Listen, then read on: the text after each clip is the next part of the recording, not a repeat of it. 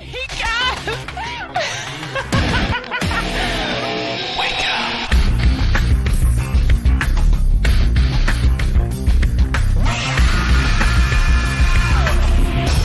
Wake up.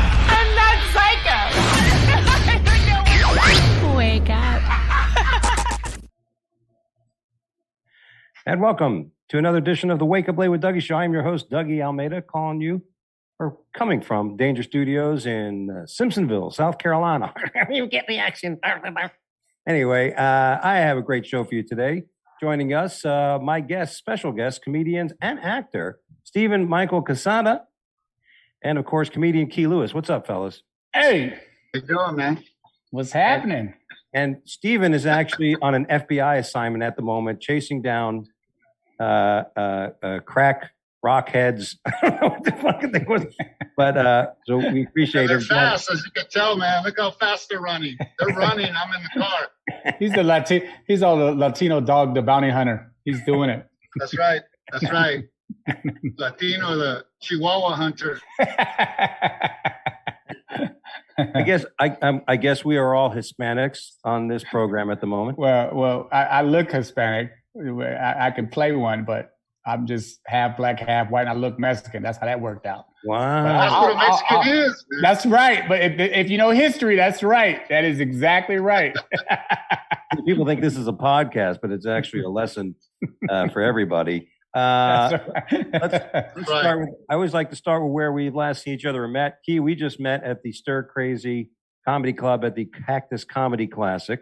Yes. It was good times, man. It was a pleasure meeting you, sharing the stage. We had a great few days of funny, and glad to link up with you for sure. Absolutely. I made it to the semifinals. You made it to the finals, you bastard. And they did great. It's funny.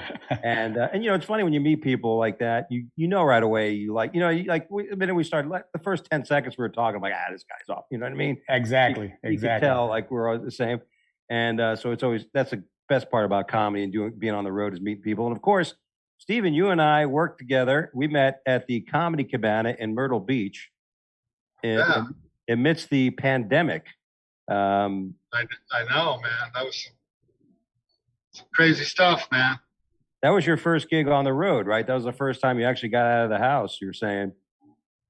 I did, man. I did that, and then I just kind of stayed home again for a while until they started really getting the vaccine out. Then and it was I don't care, man. I mean, hey, I've had a good life, I just don't want to spread it to someone else. So I want to make sure that my mom lives as long as she possibly can, and my wife does too. So I kind of chilled. I took that risk because I couldn't stay in the backyard no more, bro. I was in the backyard for too long, man. And so I had to get out of the backyard for a minute. And then, I kind of, once the vaccine started coming out, I went back out. So I did Cleveland, I did Chicago, and then I just shot my comedy special with Tribeca Films at the Tribeca Film Festival in New York on Tuesday of last week. Nice. So yeah, man, I'm excited. Congratulations, bro. That's dope. That's awesome. Thank you, man. Thank you. Whenever I was touring with folks or I was working with people, especially during all this, the first thing I would tell people would be like, hey, I had COVID already. So don't worry about me, drinking out of the same glass or, sitting on the toilet seat at the same, I don't know. You know what I mean? But I don't know if you've ever done the Comedy Cabana, a very nice place, nice condo and stuff like that. So we had a space and stuff, and we had a great show. The great thing about that place is you're working like Monday through Saturday, right? I mean, it's like a whole week of work. Pretty much, yeah. It's like the Laugh Factory in Vegas, man. You got to do the 2 shows a night for a week. It's like, really? Did I really want to work this hard? I thought I picked a career where I didn't have to work that hard, man. Why you making it like a job now? Yeah, you're making it like a job. I'm gonna have to quit. Is it like 10? Is it like 10 shows? It's 5 days and 2 shows a night. The 7 days, 2 shows a night, the whole week. Show. Hey, but you're solid though. When you come off of that, you're solid. Your set is right. Oh yeah. Yeah. Oh yeah. You're ready to tape something. That's for sure. Yeah. Yeah, that's awesome. That was awesome. I got to host there for Tom Rhodes at the Vegas Laugh Factory. And you're right. You know, it's like there's nothing better because when you have that many days in a row, you're like working on stuff. You know, you're just getting in a rhythm and change this up. And but you're right. It's here's the thing, because I don't know about you guys, but as a comic, I feel really weird when I have a regular day. Like if there's no comedy at night, you know what I mean? I just sit there and I get like, I guess I can watch TV, or something. But the crazy part about 14 shows in Vegas, if you drink or you gamble, by show 4, you're already shot to shit. You know what I'm saying? So, so you got to kind of pace yourself. And you're broke, so you have to show up to work. That's right. Nobody wins in Vegas, man. That's right. So. That is depressing. I was down a few $100 my first few days at the blackjack table, and all I could think about was like, well, I got to go to work just to pay for my losses. I could get that check. Yeah, see, that's why I don't gamble, Doug. I don't gamble, man. I work too hard for my money, man. I heard that. Well, I hear you, and I actually did pretty well. I got real lucky on some bets and made some money on that gig. But well, listen, I'm glad you guys are here, and through all this and going on, Stephen, glad you're here with us. And you can tell you're in Albuquerque because it looked like you're dealing with, it looks like a UFO is over your car right now with all that light hitting you. I mean, what is the temperature in Albuquerque? Because I know in LA and in California, you guys are dealing with triple-digit heat. Yeah, man, we're 93 now, but for the week before this, and up to today, we were hitting 199. I was telling everybody, welcome to the Serengeti, man, because it is hot, bro. But I'm glad I'm not in Arizona though. My daughter was in Arizona, 115. She said. Yeah, it's horrible. I can't believe, I don't know how anybody could walk the streets. I was in Tucson, Arizona once. It was like 118 degrees. And I went downstairs, asked the lady where the closest Starbucks was. She goes, there's one in walking distance. I'm like, is it in the parking lot? It's 118 degrees out there. I ain't walking around in that. Hey, Dougie. Even the homeless people ain't walking around in Phoenix, man. It's a dry heat. You don't even see them out. Yeah, they're like, no thanks. I'm good. I'm going to stay in the shelter today. I said they hit me with that. It's a dry heat. I like that shit. That's hilarious. Oh, I love it's a dry heat, 150. Oh, man, I do not like humid heat. I've been down there performing down like in the Bahamas and stuff. And I'm going to tell you something, man. I'm not used to that. I'm used to dry heat. And I was afraid I was going to grow a plant out my ass, man. Yes. I'm not used to my ass sweating like that. So I didn't eat anything with the seed, bro. I didn't eat nothing with the seed because what does it take to grow a plant, right? It takes some moisture, some fertilizer, and a seed. You got it all there. Dry heat. I'm used to it. I'm a reptile. I'm from this area, so I'm good. That's funny. And I'm a Mexican, so I don't sweat. Because I got to hold on to my water, bro, because you never know what's going to happen in the future. That's right. You got to retain that water, bro. That's all I say. I wish I could learn that trick because I sweat my ass off. That's why we left Florida because, I was getting tired of getting the mail out of the post box outside and sweating my ass off. So now we're in Greenville, South Carolina, where it's not as humid. But there ain't nothing worse than like sitting there with, you feel the sweat dripping down your back through your ass crack. And then, like you said, it's disgusting. But we're glad you're all here. Well, nice segue. Thank you very much. Yeah. I'm a professional. So, so one of the things we had some topics. I don't know if you guys got a chance to say it, but here's some topics we're going to cover today. First of all, what keeps you up at night, fellas? As a comic, one of the things that keeps me up at night is an empty calendar, right? If I'm looking at as a comic, I want to perform. What are some of the things that keep you up at night? I got daughters, man. So for me, man, it's these little boys. It's just constantly running around trying to. You got 3 of them, so it's a constant battle. You understand what I mean? So I'm worried about these little boys. My wife is beautiful. Been with her for 30 years, so erections keep me up at night if I don't get that action, because she's about at 7 o'clock in the evening. And if I don't get it around that time, ain't nothing popping off. So the boners keep me up at night. The boys, I shouldn't have put them together like that. That's a little awkward. Yeah, you got a lot. Got a cock fest going Yeah. on. So I raised 3 daughters myself, and what keeps me up at night is my wife is shopping at night, man. There's no end. There's no end to shop. I can see I'm asleep, and then there's this light, and I think the Lord has come for me, and right, and then open my eyes, and it's my wife flipping through Amazon, man. And I go, it's 2 a.m, honey. She goes, I know, man, but TikTok told me to buy this, and TikTok told me to buy that, and I'm like, I go, baby, I get up. She goes, where are you going? I go, I need to go to work. I got paid for all that, man. Yeah. It's true. My wife uses my Amazon account, so every time she orders something, I get the email. Yeah, I'm like, me too. Yeah, thank you, Dougie, for ordering this. I'm like, I didn't order that shit. I know, because I have the Prime, and she wants the Prime, so she uses my account, and it don't matter because the card's the same anyway, man. We have the joint account, so so the money's gone anyway. So but she's happy. She's happy, and I'm good with that. My daughters are grown. I still got to deal talking with men. I got to talk with men now. Boys I could scare boys, man. Men ain't that scared, man, because they're looking for a wife, right? So they're a little braver. Yeah. But I feel for you, bro. I've been there, man. Yeah, it's all good. But you have to be cool, though. You have to be cool. I'm gonna give you some advice. You have to be cool, man, because if you try to play that card, I don't want no boy.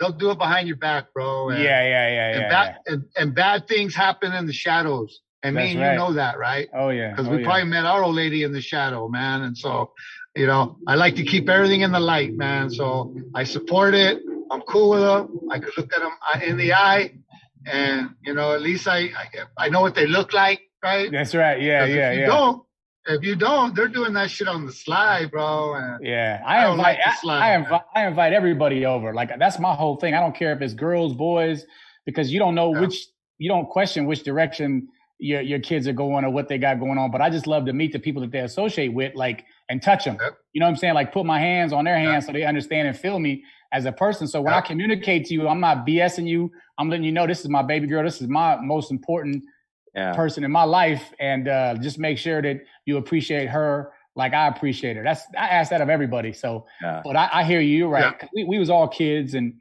I just like to create a little bit of awkwardness with the boys. You know what I mean? Like, I do too. You know what I'm saying? But I do definitely. I'm pretty candid. I talk to them about stuff. I joke with real issues and real things, but I try to keep it light as well. But also plant a seed. Because I was 17, 18, 19 years old, so I get it. You know what I mean? And we remember those days. And and it's funny you should say that, because now being a comedian or actor comedian, do you think these young lads, you think these fellas take that for granted? Like, they think maybe, he's going to be all jokes and shit. You know what I mean? He's going to understand because he's a comic. You think sometimes they think that? Well, a lot of these guys, they think I'm Gomez from Breaking Bad, man. And so, I think there's a little fear in that, right? But it's like, dude, that's not real, man. But I will kick your ass, and I do have a gun on. I heard that. I think once they see what I do, everyone always has that little thing where it's like, I ask my wife, is he funny at home or what is he? And I'm a real ass person. I mean, all I do is share stories and punch up things, right? So, but I'm real big on making that person know that this ain't no jokey jokes. This is for real. Yeah. Because I keep it 100, but at the same time, if I let you know something and I put information out and then you don't abide by it, then we got a problem. And that's with anybody though, right?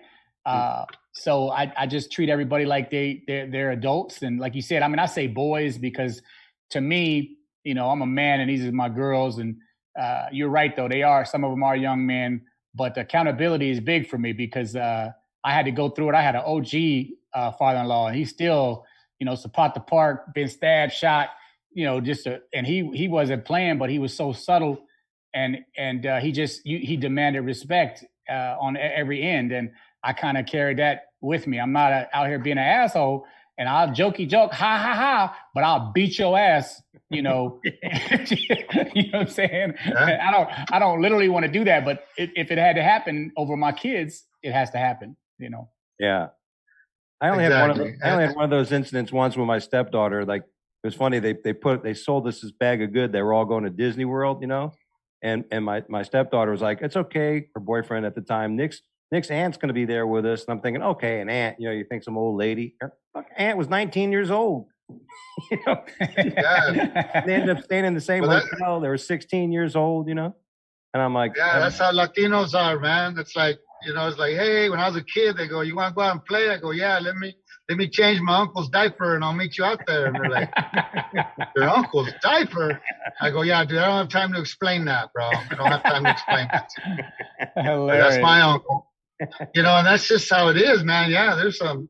So I always have to meet. Back then, I'd have to meet people for my daughters went anywhere. Yeah. They hated it, but they now love me for it, right? Yeah. They love me for it now. That's great that they did that. My stepdaughter did the same thing to me years ago. She was like, you used to always say these things to me, and I get mad at you because I was a stepdad, which is like a substitute teacher. You don't have that same respect. So, after a while, so then when she was like 18, 19 years old, 20 years old, she used to say, I'm glad that you used to at least do that little bit, and it pays off. Yeah, because think about this, Dougie. You give somebody a moment, it changes everything, because the idea of a father or a brother, his brother or his dad, they're probably this or that. But when you give somebody a moment, now you create a relationship, even if it's just 2 minutes of embracing somebody that's a stranger that has this hidden agenda, whatever they're going to try to do with your daughter. Now they know you. Yeah, that's huge in life. You give somebody a moment, man, it can change everything. I'm big on that. Like, It doesn't matter who you are. I can talk to you just like we met in that club, right? We gave each other a moment and we realized that we cool. Same thing with kids, then it changes a little bit. It's like, okay, this is a person. He's real. He looked at me in my eyes. He talked to me. He had his pistol in his hand. I understand where the fuck he's going. I get where he's coming from. I get where he's coming from, and I do understand what he means. That's right. I'm not gonna bullshit you though. I'll probably get my ass beat, but by some of these dudes because they big. But here's the idea: I feel like as long as I'm confident and I show him that I think I can, that's all that matters. I might not win, but I'm gonna try. Yeah. So. Nothing more embarrassing than trying to kick some dude's ass who's messing with your daughter. He beats your ass. Yes, that's right. You tell your dad I'm coming over. No, I ain't going. No. No, man. Most of these kids, they've been. All the kids that my daughters brought home are respectable, man. That's right. Yeah. I was fortunate. I didn't have no cocky punk ass that I had to, threaten. So I was lucky. That's good. But I grew up in the hood. Bro. I don't. I'll get back up. That's right. That's what I'm talking about. I'll keep getting back up, man. and then if you kick my ass at the end of that, well, you're gonna have to lose my daughter's number. That's right. Forever. So you better let me win. That's a deal breaker. You better let me win, motherfucker. Oh shit, that's hilarious. He's got to throw the fight to keep his hand in love. He does, bro. Hey, but that says something about how you raise your kids, though, because if you put something, you tattoo something in them as far as respect, they're not gonna bring home some bullshit. Like I know my daughters, they pay attention because everybody I've pretty much met has been real respectful, and they've already kind of said, "Hey, my dad's not. He's gonna talk to you. Like, you don't think that it's gonna be comfortable. Like, he's, and that's all we can do is instill a little bit in them to where we hope they make rational decisions and they don't bring home some bullshit. So exactly. If they bring home bullshit, you didn't do a good job. Well, let me ask you this. That was another part of our topic here, but I don't know. Like, Key and I were talking before the show. Like, I had 3 older brothers. My father never hit me because I was in fear of being hit. Like, I just feared, Like, I didn't want my father to be mad at me. You know what I mean? My mother would say, go in your room and wait for your father to get home. And that'd be the longest wait. You know what I mean? I'd be like, oh no, what am I going to do? And I wouldn't open the door. And my father would, open the door. Douglas, open it. I'm like, I'm not going to open the door. He's like, you better open it. I'm like, okay, I'm opening the door. You know, it's like, I'm not going to piss him off. But my father, my brothers got hit. You know what I mean? But my brothers got hit because they were idiots, because we all took martial arts. And there's a point in time where my brothers thought they can use the karate on my dad. Mm-hmm. And, you know, that I was telling Key one time, I was at that age, 11 years old, where I saw my brother kick my dad in the nuts, and it flipped me out, and I beat the crap out of my brother over that. And, you know, so my question is, do you think parents nowadays, because everybody says none of that, but do you think parents should hit their kids? You want to lead with that, OG? So for me, I think you gotta do that one spank when they're young, and you know, and it doesn't have to be a violent thing. It could just be one good rap on the ass, just so they know what could happen. Now, Doug, you've seen my show. I do this whole thing about grounding and you know, whooping on some ass and shit. But the reality is, you know, that's something that I overblown comedy act. But and what I did was, and I felt bad because I rapped one of them on the ass while the other two were all three of them were in the room. And the other two said, oh, hell no, man. I don't ever want that to happen to me. So the other ones didn't even ever get a rap in the ass. And the one that got a rap in the ass, I laid her on the side, pulled her to the side, and we talked it through and told her, I didn't mean to get so upset that I hit you, because what you did really wasn't that bad, but you're not listening, and and so that's disrespectful. And I need you to respect me because you're the oldest, and your sisters look up to you and they see the relationship me and you have. And I said, and I promise you, I will never, ever give you a spank again. And, and she was, 7 or 8, so, but she never forgot it. And that daughter has been on the straight and narrow ever since, man. And so the other two are of fear, like you didn't want to test your dad. You're like, hell no. It's like you said. So the other two, the other girls didn't ever test me again. And not until like later teenagers. So I don't think you should spank a kid, but I think you should be able to beat the shit out of a teenager. But you can't. Okay, I feel so much better. I feel so much better. At least you feel the same sentiment as I do. Like sentiment, we on the same page. I want to kick some ass, man, but you can't, because that's not a spanking. That's an ass whooping. That's assault. And that's the thing. The teenagers hit back, and it's true what you said, because I think what ended up happening with me is that I felt for my father. Like, in other words, I respected what he was trying to do. My brothers would come home stoned. It'd be so funny. They'd walk into the kitchen at midnight, and my dad would walk into the kitchen like, oh, here we go, and he'd turn on the lights and he'd look at him and like, let me look at your eyes. My brother would be like, what's up? We always got to look at my eyes. You always got to look at my eyes. Because my dad knew when they were smoking weed and shit. Besides, they're getting the munchies at 12 in the morning. And and I would just sit there and I'd be like, I don't know, I was like 11, 12. Like, I'd be like, you're idiots. They don't realize what they're doing, I mean, I lived vicariously through that, right? But in that, like you said, I learned from that. I'm like, I don't ever want to deal with that. You know what I mean? I want to be good.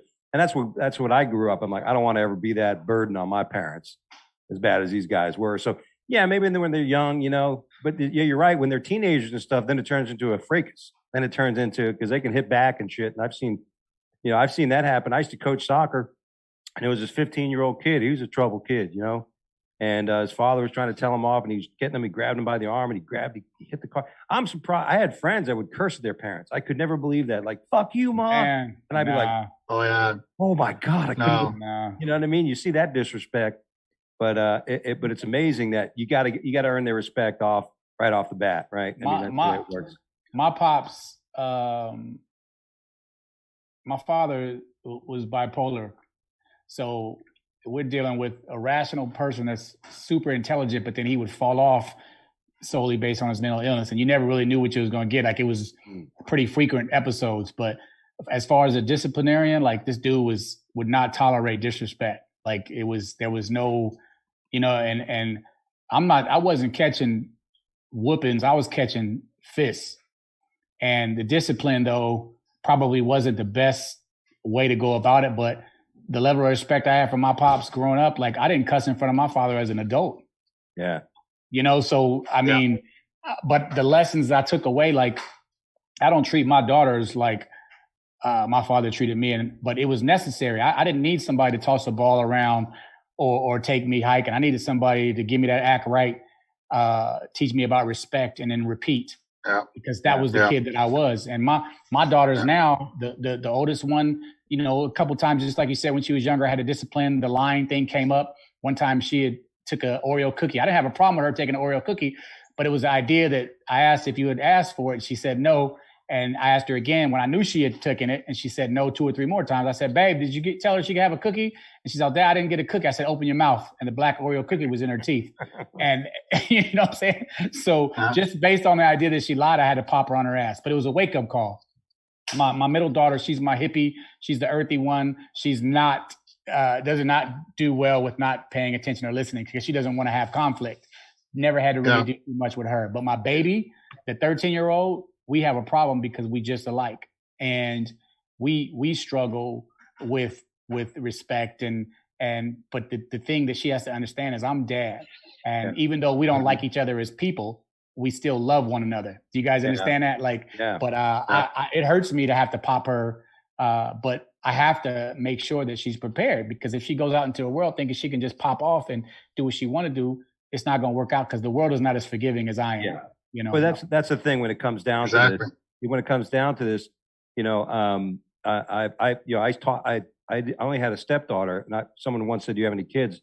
I used to teach martial arts and coach soccer, especially the martial arts. So I had a mother come up to me. He's like, "Do you have any kids?" I said, "No, I don't, but I got 350 kids in this school. I got to put discipline in." And that's the thing. You want them. You just need them to understand that. And like you said, sometimes the kids, they put themselves like you, that she's so much like you that she thinks like you, like I'm going to be you. If I do this, then you should do that. Like they put you at that same level, and it could be different. It would definitely be difficult, but man, I got to tell you, it is hard because, you want to tell them that, look, either I'm going to hit you or life's going to hit you. That's right. Right. And life is not going to pull the punch. Life is going to just bury you into the ground. And not care a bit about your feelings. Take it from somebody that's had life experience. It's so hard to tell because we've made mistakes, right? Like I've done shit, and I'm just like, baby, if you could just hear me out and understand, like I already know, because you're struggling with your temper, and I'm 48 years old and I still struggle with my temper. But you got to get a hold of it, because you got to get a grip on it. Got to get a grip on that shit, So yeah, I think after I fought all the way growing up. I grew up in a very violent, neighborhoods. I did, like Doug. I took karate for a long time. I boxed. My dad was a Golden Glove nominee for the Olympic boxing team when he was young. I had all brothers. I'm the youngest, so I have no fear, and that wasn't a good thing. Everybody thinks to have no fear is wow, that's a great thing. No, it's a bad thing. Because there have been times where I should have had fear and I should have walked away. And, I'm lucky. I was blessed, man, to walk away from that situation alive. And so I had to teach my daughters a different way, and it was when, I came home from college. I started gang intervention programs here in Albuquerque, and I started teaching these kids another way, man. There was another way, and that violence, is not going to get you nowhere, unless you're going to be a professional MMA or boxer. Violence ain't going to do you nothing. Your temper, right, is not going to do you nothing. It's going to put you in situations that you could have talked your way, into a different situation. And to use your mind and use your intelligence. And so I was blessed to be able to, be a part of that for a lot of young lives here in Albuquerque. And that's the path that took me onto a better path. And, I think comic wise is because of that. I look through a lens of laughter and funny. And when you look through that, when you're purposely looking through that lens, in my opinion, it should make you a calmer, nicer, thoughtful human being. Because what's cool about comics is we look at all sides. We choose to pick a side, but we look at all sides of an issue, and then we choose to pick a side, whether we support it or we're going to make fun of it or we're not even going to talk about it at all, right? Yeah. So, but we have that ability to look at things through a different lens, and we're blessed to have that. Because I'll be honest with you, I'm a county commissioner here in Albuquerque, and I listen to other commissioners while we're up there trying to make decisions, and their thought process, man, is just, I just don't get it. I'm just like, you're only looking at a portion of that. You know what I mean? And they don't care because they don't want to look at everything, right? They just want to look at a portion of something and make a decision based on that.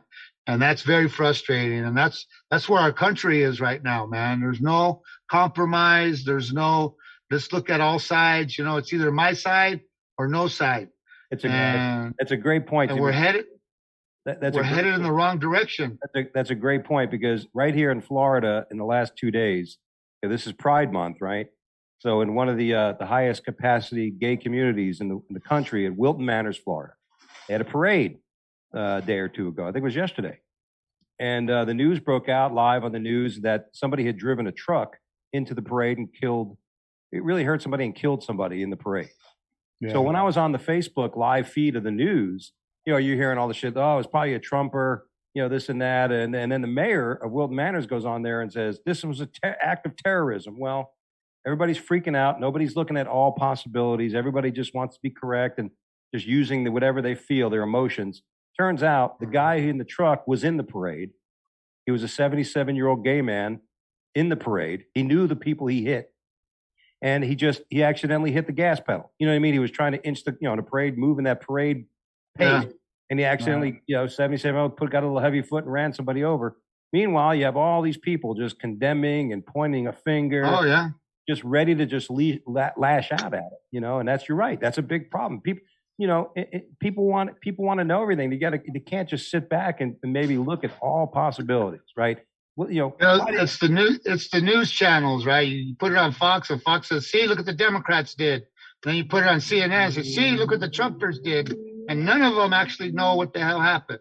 They don't care. That's not what they're not selling that, Doug. They're not. Neither side are selling the truth, bro. Yep. I'm very upset with both sides, man. We need a middle ground, man. We need to start electing people who, once you're elected, you're actually not in a party anymore. You actually got to represent your constituents, which are Democrats and Republicans. You got to represent everybody within your boundaries. And there's absolutely no district that has just one party in it. Now there may be a majority of one party than the other, but there is no district that doesn't have both parties, and you got to talk to both sides, and you got to come to the middle, and you got to figure things out. We're fighting for minimum wage here in New Mexico, and and the business community's mad, and they're like, well, we can't pay people $15 an hour. I said, we have to, because people aren't making it. And so we fight, we get to the middle. They decide, well, okay, we're gonna do it because you guys voted for it, and they're mad, and we do it, and guess what happens? Then the landlords turn around and raise the rent $400 more a month. So the $15 that we fought for and got was gone by the next month, because now all the landlords decided, well, we'll just raise the rent. Yeah. And how do you like that? Or replace replace those workers with robots. Or, this is in that whole minimum wage, the theory or discussion or debate is very challenging, because, I am of the philosophy, like, look, you got to be fair wage. But at the same time, as somebody who's hired people, and you look at it, some of these, like, people need to forget about college. People need to learn trades. People need to learn skills. There's a lot of people out there that I remember for a while there, me and my financial planning office, we were just trying to hire somebody to answer the phones. You think that ain't that hard. And you're like, oh my God, these people don't even have to answer the phone. Like, and it's, so so in other words, it's an issue, right? It's an issue. People aren't earning money, but at the same time, people aren't getting the education they need. People aren't getting the training they need. People aren't, it's like a huge storm. And so it's almost in a sense, everybody's got a right aspect of it, but until somebody sits down and goes, hey man, this is the real issue. We got to fix this problem. Well, this is the thing is that, so my point is they're all against it. But once it's voted in and we paying everybody $15 an hour, those same people who voted against it turned around and raised their rent, so they got the money back anyway. So we didn't help anybody anyhow, right? And they're back there laughing, going, "Yeah, okay, we'll pay them $15 an hour." But they own all the fucking apartment complexes and the rental properties because they're the rich people, Dougie, and so they get the money back. It looks good on paper. Yeah, and they get the money back. So we didn't help nobody. Yeah, and that's a whole problem with that whole debate is the economics of it. You raise a certain level, then costs go up. Look what we're dealing with now. We're dealing with the potential for inflation, and what it can cause by all this money hitting the system with all this, the government aid and stuff helping people, which is great. But what happens is so much money in the system now. All the shit is well. There's not enough chicken wings. God dang it! I can't get a chicken wing anywhere. I'm gonna go in here right now and get some chicken wings. My wife is texting me going, "Where's dinner?" so hey guys, I gotta fly. I gotta go, man. I gotta take care of my daughters are there and there's family there. And I told them I'd pick up the food, man. I'm sorry that this happened. It's all good. Yeah. I appreciate you guys taking the moment to hang out with me and rap with me. And, maybe in the future we could do it again and talk about other stuff. You guys keep going. It's my pleasure to meet you both. Yeah, man. Or not meet you both, but to hang out with you and Dougie, to see you again. You're a good man. Thanks, even though you're a Republican, you're a great man. And me and you, we had plenty of debates when we spent the week together, but at the end of the day, me and you compromised, and that just goes to show that everybody could compromise if we just make that effort to do so and look at the other side and look at the shoes that someone else is wearing. That's all we're asking, and both sides. That's all both sides are asking. And if we can get there, then there's hope for us. If we can't get there, then we got to focus on what's happening outside our window and elect those people to make the change within your own neighborhood and let the federal government blow it up if that's what's going to happen. That's right. I don't know if you guys agree, but they need to hold these meetings in the green room at a comedy club because we got some great influential people, man, that got a lot of good things to talk about and say without being biased. You know what I'm saying? That's and I'll go back to comedians look at everything all around. They look at a situation or a subject and they look at all sides of it. They may not agree with all sides, but they look at all sides. And that's what keeps us open-minded. You don't have to agree with somebody, but you can respect. That's the thing. Right. It's one thing if somebody it's one thing if somebody has an opinion simply because that's what somebody's telling them to think. It's one thing if somebody has an opinion because that's what they feel. That comes from something inert that they have. And that's what happened with you and I. The same thing with me and Joey Medina. Joey and I are completely opposites, but we still love each other. We still hear, and that's the thing. We all grow from that, right? We all get a little bit from each other and we all understand each other a little better. And then that's what helps in getting enlightenment, enlightening us to know the whole picture and more of the picture. I don't know if we ever know the whole picture, but we definitely know more of it and more of it. So, but thank you so much for joining us, Stephen. God bless you, my friend. And I look forward to seeing you again on the road. Take care, Steve. Yeah. Okay, guys. Be safe, we'll see you soon. Yep. All right, brother. Peace. All right. Well, thanks for Stephen for joining us. And he was doing some stuff, and we're glad he joined us, right? I mean, some people would have just bailed, right, Key? I mean, they were in a business where somebody said, I just won't answer the phone. But he jumped in and dealing with everything he's dealing with. So I'm glad he joined us. Yeah, his family lost a loved one, brother. So for him to give us some minutes during that is awesome. It shows who he is, That's it, man. And, it's true. We say, people like it's funny. We're talking about that, like comedy, I don't know if I should say that at that festival, or I shouldn't say at the festival, there was a comedian there who we did another show. And you saw my act, right? You saw my act. So this person followed me at this other show, and they go on stage and they go, well, I got to wipe this mic down because that racist comic was up here and saying shit. And I was like, did that person just call me a racist? You know what I mean? And what shocked me is that for the most part, comics, no matter how different we are, right? We still, for the most part, we still respect each other because that's, we're coming down, we're off our own lanes. You know what I mean? Yeah. We're coming we have our own point of origination. We are we have that normal understanding and respect for each other because we've been doing it. We know what it's like to be here. We know what it took to get here, right? To be in these contests or be a comic, a working comic. You know what it is. And I remember saying to myself, God, it irked me. It bugged me all night to think that, like, why would somebody? I mean, my jokes, my jokes are, I deal with race and stuff, but I'm not saying bad things about anybody. Right. And that really irked me until somebody asked me, one of the person in the festival says, "You're all right?" And I go, and I'm pretty outgoing. I don't it's hard for me not to speak. Right. You know what I mean? I'm like, sometimes if something's on my chest, I'll just say it. You know what I mean? Which my wife hates. Like when I go to an open mic, if somebody's eating a dick on stage, I'll be like, oh, I'll just, and then my wife will be like, stop making those faces. Other comics are looking at you. They're going to say shit. I'm like, I just can't help it. But, I actually mentioned it to somebody. I said, I'm just really upset because this particular person called me a racist last night on stage. And they were like, what? I'm like, whatever. You know what I mean?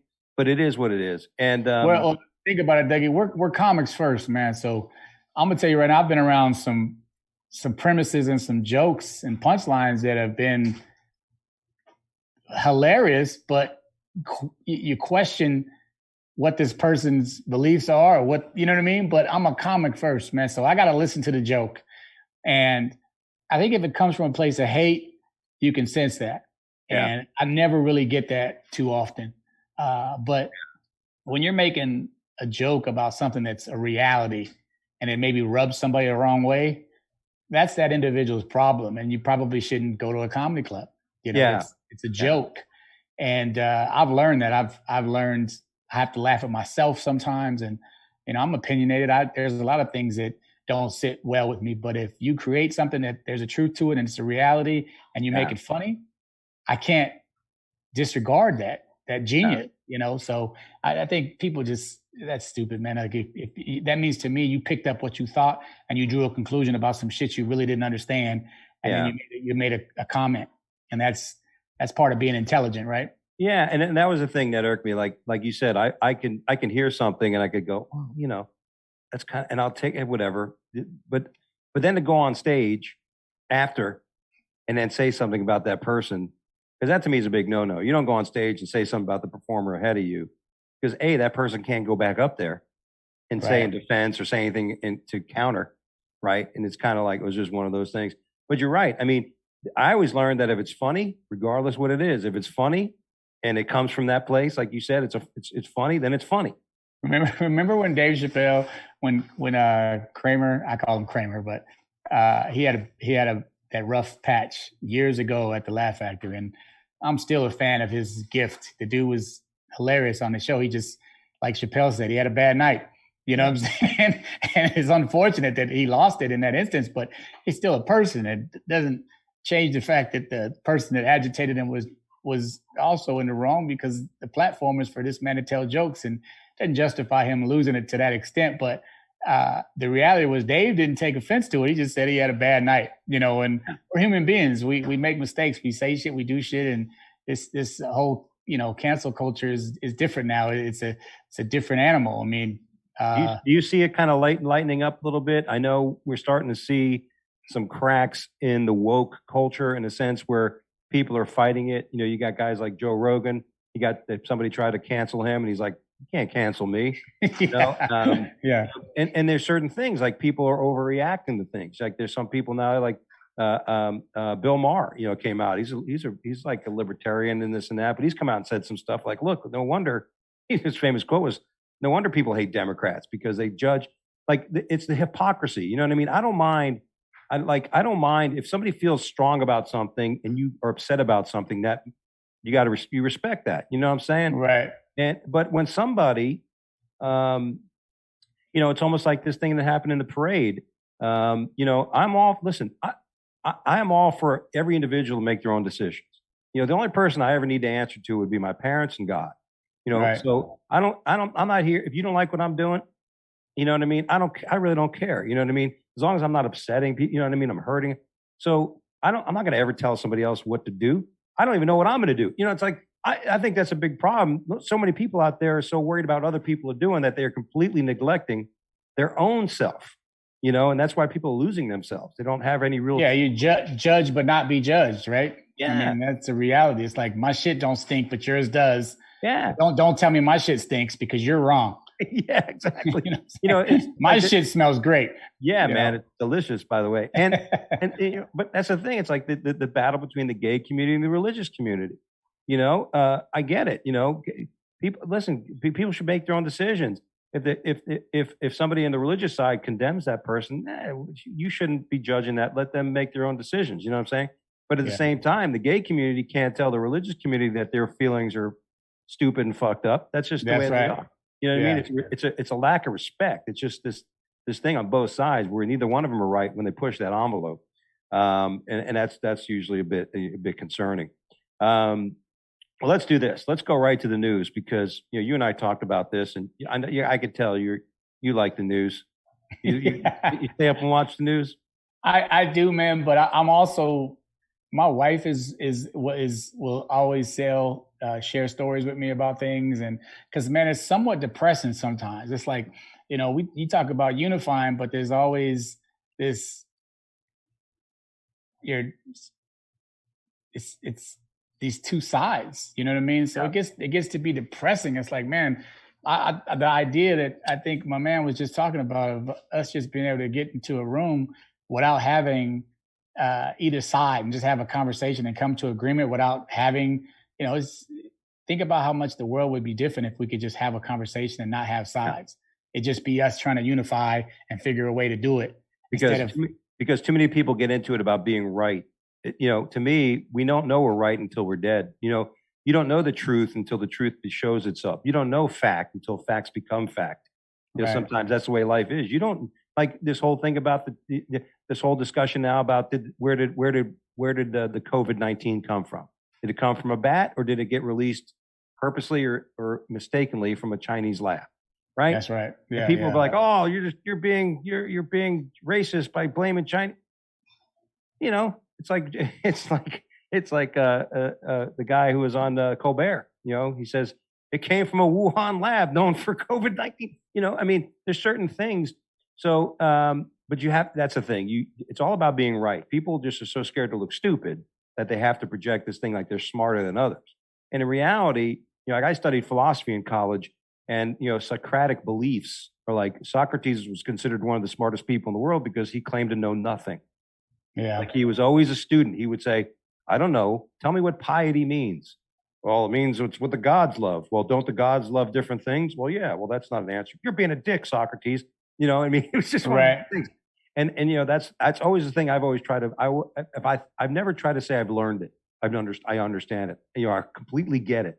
I'm always ready to take it in. So, well, here's a great story.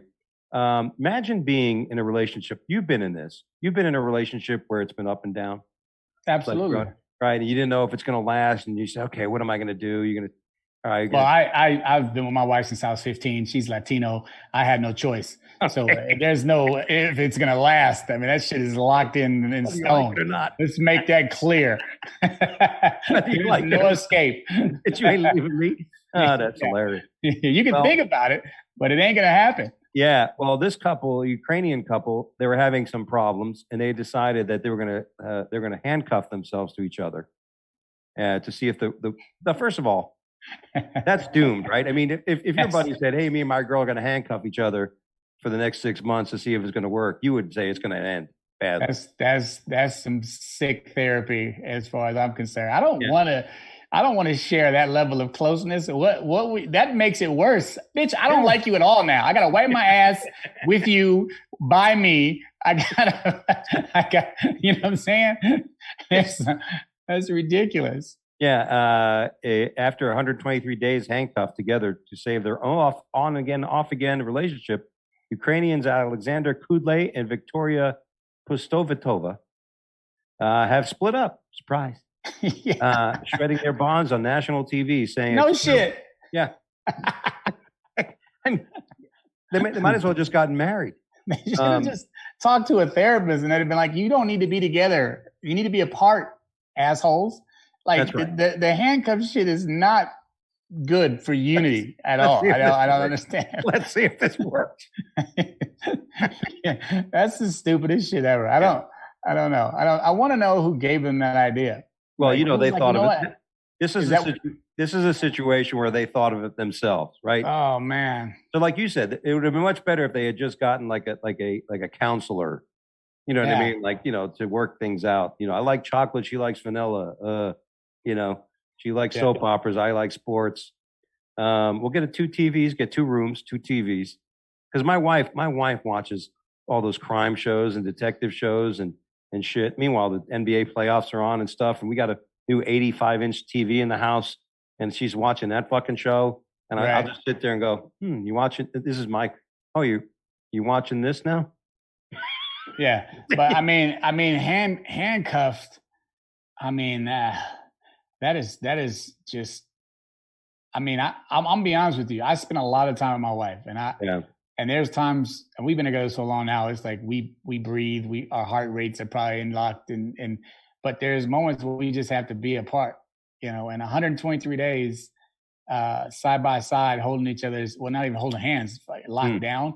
There's gonna be some animosity. Like there's no way of going around it. And like you said, you got to take a dump. I mean, there alone, you don't want them there. That's been a deal breaker. I've been in love with women, and I've been in the same room where they took a dump and it was over. It's a wrap. Yeah, COVID has changed that because you had to be in a house. Like I'm gonna tell you right now, I've been with my wife so long that I can honestly say I've never like thought about her taking a dump. Like now, like I think one time I came home and I went upstairs and she was doing her business and wrapping up, and it was this awkward. What the fuck just happened? Like I didn't know what you were saying because I was like, did you just shit? I didn't know you did that. I didn't know you did that, But I knew it happened, but there was no discussion because it was so uncomfortable. So for me to be handcuffed with her and then have to physically watch her take a shit and then pinch it off, fuck no. It would ruin the relationship. Watch how they actually wipe their ass. Yeah, well, 123 days of that. That's not good. No. Yeah, well, it ended. Who's surprised? Well, here's another. It could have went worse. Here's a story. Husband arrested for murder of missing Colorado woman who moved to the U.S. for love. Aw, he's a great guy. Wait, whoa. So where was he from? He's from. He lives in Colorado. He met her. I guess they were in the military. She was in Japan. Okay. So Dane Kalungi, 38, was arrested, charged with first-degree murder in the death of Jepsi Amaga Kalungi, 26. Well, she's 12 years younger. Who was missing since April 2019. She was found Kalungi was found trying to get onto an Air Force base in Albuquerque, New Mexico. Probably ran into Steven. Yeah. Yesterday, Dane Kalungi was taken into custody. This was the part that I thought was hilarious. Because listen, if your wife was missing, God forbid if your wife was missing, right? And Dougie, I love that you find hilarity out of somebody's spouse being missing. You're funny. Well, this is okay. It's just the story, you know what I mean? Because, like you said, with the kids, when somebody's lying, like Like if somebody came to me, like if my wife was missing for like a year, and I said, her husband maintained that he told that the wife told him she was going to visit friends in either Philippines, where she's emigrated from, or Chicago. I don't know. I think my wife is either in the Philippines or Chicago. That's right. Yeah. I mean, like where your wife is right now, I bet. Yeah, right? Exactly. I don't. There's somebody. Where's your wife? I don't know. She's either at the grocery store or at a men's strip bar. I don't know. Yeah. Right there, the guy was, he was screwed. Yeah, so, it's hilarious. He got busted. The jokes write themselves, That's Dougie. right. You would think in China, by the way, the WeChat bans nose picking, spanking in a bid to clean up live streams. People are pigs. You know what I mean? I mean, if we've learned anything through this pandemic, is that the more you've been around people, you learn that they're pigs. Like, wait a minute. So that's the shock value. He's picking his boogers to get followers. Is that what you just said, Dougie? The Chinese are looking at these people on WeChat. Look at that, the guy. He's picking his nose. Chinese social media platform WeChat on Thursday published a list of activities and violations it is banning in the bid to clean up live streaming. Everything from scratching your ass, scratching your balls, picking your nose, burping, taking off your clothes, going to the bathroom. You got to be worried more about the people that are watching this shit, though. Yeah. You know what I mean? Like, who the fuck who's just sitting there just picking their toe lint and just putting it in their mouth, and then there's an audience. You got 1,000 viewers. You know what I'm saying? Like, this is some sick shit, man. Like, I can't get 235 views of some regular shit. But if I pick my nose and I mean, I don't get it, bro. This is crazy. I post a killer 5 minutes of comedy. I get 10 fucking views. Yeah. This guy's scratching his balls. He's got 1,000 views. Oh my God. Yeah, Chinese closely regulate internet and has been increasingly clamping down on content that is politically or socially sensitive. Of course, they don't want them to say things about China and the government. Right. Besides nose picking and other vulgar activities, there are banned, including putting underwear over one's head and focusing on the camera's lens on the sensitive parts of the body, chest, buttocks. Yeah. So, hey man, the Dr. Pimple Popper, she's very popular. You know what I mean? So it just doesn't surprise me anymore with content. It's just the world we live in. Just some sick shit. You know, I don't get it, man. I hope that the people that are watching get their ass beat by somebody because the shit's inappropriate. Yeah, I think eventually all that shit will die away. Yeah. This story only got my attention. You're going to wonder why I'm laughing at this, but in South Carolina, my new home here, court halts executions until firing squad is available. Imagine. Here's the thing, because whoa, Dave. All right. Here we go. A high court in the U.S. state of South Carolina has blocked 2 executions until the inmates are given the choice of death by execution or electrocution or firing squad. So put yourself in these poor bastards' shoes. If you had a choice between a firing squad or electric chair, which way would you go? If you getting popped in the dome, Dougie? I mean, they're firing. I mean, I imagine the fire squad ain't going to aim at your balls. Yeah. How cruel would that be? 10 people with guns all knock you right in the nuts. You're like, I'm not dead. I just can't. My dick fucking hurts. Well, what if everybody's a bad shot and you have to go through just...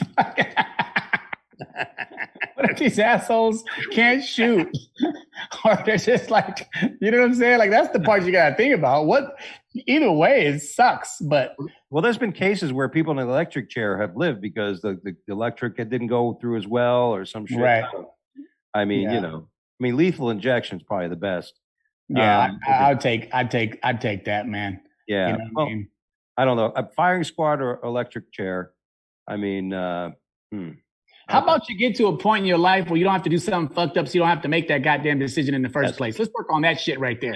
Yeah. You know what I mean? That's the thing. I don't even want to be a part of it. But if I had to make a choice between a bullet and lethal injection and electricity, I don't like electricity. That shit hurts. The dryer fucked me up one time. I have been shot in my forearm by 22. That shit was horrible. Yeah. And I think I'm going to go with the lethal injection to keep it 100. Yeah. And I'm not a fan of heroin. Might as well shoot that shit at me. You know what I mean? Let me just go in peace. You know what I'm saying? Here's a story. Dozen of women sue Pornhub alleging it published unconsensual clips. Boy, those amateur videos. Oh, wow. Okay. So your boyfriend shot a video and then downloaded the shit to Pornhub, and then the girl is getting a lot of views and she's not getting paid, so she's upset or didn't want it disclosed. I remember a long time ago, some girls had asked me to go to a hotel room to do something, and they were going to film it. And I said, "Don't worry, we can put a mask over your face." I'm like, that ain't gonna make a difference with me. Yeah. People are gonna recognize my ass with a fucking mask over my face. They'll just see my body and go, "That's Dougie." Oh man, that's great. So I mean, are they offering like some type of compensation for the videos that did well, or is it just, because if you don't have no views, why are you complaining? Like if you've got 12 views, your shit wasn't that great anyways. But if you've got millions of views and there's some, I mean, I don't know. That's tough. That sucks. It sucks for the girls too, man, especially if their family and their uncles and grandfathers is on Pornhub, and all of a sudden they see their niece just getting it in. They're on the couch. They're on the couch at Thanksgiving dinner. Hey, let's watch this. Can you believe this? Look, this is your niece. Oh man, that's terrible. Terrible. Pornhub it says about 30 different Jane Does alleged the suit that they were victimized and unauthorized video uploaded. Pornhub denied the allegations as they would. Why don't we trust the efficacy of the Pornhub? Has zero tolerance for legal content. But yeah, that happens. You know what I mean? Those amateur videos. Amateur videos are kind of cool. Yeah, I don't know. I don't. My wife's standing here, so I don't watch that shit. But all I know is that 30 women, they got videotaped with a camera on, right? That somebody was shooting something. You have to have a little bit of intelligence to say, more than likely that this shit's going to be shared with a bunch of people, because that's a real thing. Like, what dude is not going to want to be like, hey, Chip, like keep this for myself? Yeah, and you just have it like on your phone, taking up space. No, you're going to share it, and then you messed up right there when you just agreed to do what privacy. That's one thing about my wife. God bless her. Like, I always say, hey, let's video it for fun, and she's like, you ain't ever videoing me for shit. That's why I married her. Let's video her for fun. Florida man allegedly pulls gun on Starbucks employee over a botched order, but doesn't realize that the employee was the daughter of a police chief. Oops. When Florida man allegedly pulled a gun on a Starbucks drive-through, irate over botched order, he unwittingly brandished the firearm to local police chief's daughter, who was working the counter in Miami Gardens. Man, you having a bad day if you fucked up the macchiato and you want to pull a gun out on somebody. That's, you know what I'm saying? People just fucking losing it. You know what I mean? It's like you're gonna risk your life, your everything going on your world over a fucking latte. Like, we had a story last week. A guy lost. He was gonna kill everybody in McDonald's because they fucked up his Happy Meal. I'm like, well, first of all, what grown man is fucking eating a Happy Meal? You know what I mean? Yeah. I never ate a Happy Meal when I was 10. Yeah, I don't understand it, man. And then you got to question, like, what's going on with this person? And that needs to be like a federal watch type thing when you have somebody doing shit like that, because that's a problem. If you're that frustrated in your life, there's some shit. There's some red flag. When they talk about gun control, you take the gun from that fucking guy. Yeah, you know what I mean? Absolutely. That is somebody, by all means, you want gun control, let it start there.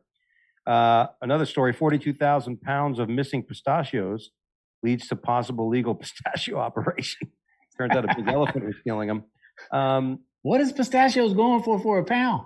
Oh, they're delicious. Do you like pistachios? I love them. They're not cheap though. No, they're not. It's a big time hustle now. We talking about, pistachios and avocados is big business. Yeah. But the pistachios, shit, 47,000 pounds. That's bread.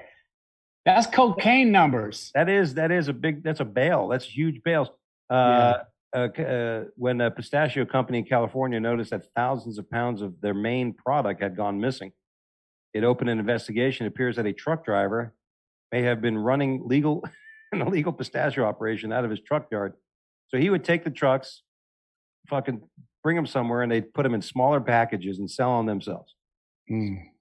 So somebody comes up to you, King, goes, "Hey man, I got an idea. All you got to do is get a bunch of your Glad bags and meet me by my truck. I got these nuts, player. Just scratching your neck and shit. I got these nuts. I got these nuts." That's hilarious. Oh, Everybody got some type of hustle, man. Selling nuts, stealing nuts it's money though. Yeah, it's fucking money.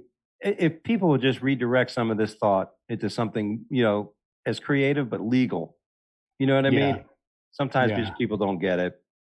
There was It had been moved from, according to the report, it was eventually discovered that a tractor trailer had been moved from the Montemayor trucking lot in Delano to a nearby unnamed lot, where it was discovered that the pistachios were in 2,000-pound sacks, and then broken down by some poor schmuck who just help me separate the pistachios. Yeah, he's in there. It's a sweatshop of bagging pistachios. They're naked too.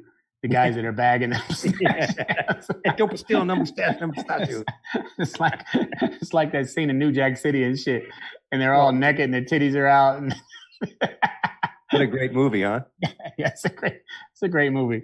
But yeah, I don't know, man. I've never thought about stealing pistachios in my head. But if it's whatever the hustle it may be, if it's that bad out there, I don't know what to say. There's got to be another way, man. There's got to be. They didn't kill anybody. You know what I mean? So. I hope, but I'm curious about the value. That's the one thing I want to know. I want to know what a pound. I mean, a bag of pistachios is like $15-$16. Yeah, and 10,000. So multiply that times 40. How many thousands of pounds? Let's see. There's a lot. I mean, if we're talking about 10, 12, 15,000 pounds, that's not very difficult math to figure out. That's a lot of money. 42,000 pounds. 42,000. Yeah, that's bread. Yeah, we're talking a couple $100,000. Yeah, that's crazy, man. Damn. I did come across some salt and pepper pistachios at the swap meet the other day for cheap. And I wonder if that was that. It was like $9 a pound. That was a dude. And was it in a Glad bag? With a little sticker on it. And the dude next to him was selling dildos out of a package. Out of the package. So I don't know what. You're seeing dildos and cock rings fresh off the truck. Well, there you go. Well, listen, that's all we have time for here on the Wake Up Late with Dougie show. Right on, brother. I want to thank Key Lewis for joining me today, of course. My new friend from the California area and fellow comic. And also for Stephen Michael Quezada, who joined us. And thank you for joining us, Stephen, with everything going on today and everything going on in your family. Appreciate you joining us today. And Key, what you got coming up, man? Hey, man, I am excited, brother. I'm going to be in Flagstaff here in July. Also, I think the long shot, though, for the troops, man, in November, I'm going to be going overseas to perform over there in Egypt and Jordan and give back to the troops, man. And if you want to check out the dates that I didn't mention, please get on my Funny Boy. Not Funny Boy. Get on at Key Lewis is Funny on Instagram and on Facebook and see what dates I got coming up, man. But constantly just trying to work, brother, and get this calendar built back up and share the funny with the world. That's the game. I hear you. By the way, this Saturday, I'm going to be at the Harrah's in Cherokee, North Carolina, opening for John Reap. That was pretty exciting. And, nice. For more dates, go to DougieAlmeida.com. Going to head back to Florida for July 4th. And got some Florida dates there. So check that out. My Florida friends, come see me. And buddy, good to see you. God bless. Yeah, man, I'm looking forward to getting that wave, man. I can't wait to come rock with you, brother. We got to get that going. Yeah, we got some rooms down here in Florida. Out here. I got some rooms in Florida. I'd love to have you go perform at. So if you ever want to come out and spend a few days, man, it's nothing. Hit me up. I'm there. There you go. Hey, brother, I appreciate you, man. My thanks for joining us, my friend. Nice meeting you. Great to get to know you. Absolutely. And I look forward for hanging in the future, man. That's what's up, man. Take care of yourself. There you go. And all you listeners and watchers out there, thank you for joining us. Don't forget to follow us on Twitter at Wake Up Dougie and follow us on Instagram at the Wake Up Late with Dougie Show and join our fan page where we air this, of course, and our YouTube channels at Wake Up Late with Dougie Show. Chris back at the studios. We're ready to end this bitch. And we're going to go eat some pistachios. That's right. And we're going to be good. So we ready? We're about to say goodbye. Later. Right. Wake up! Wake up. I'm not psycho! Wake up. Wake up.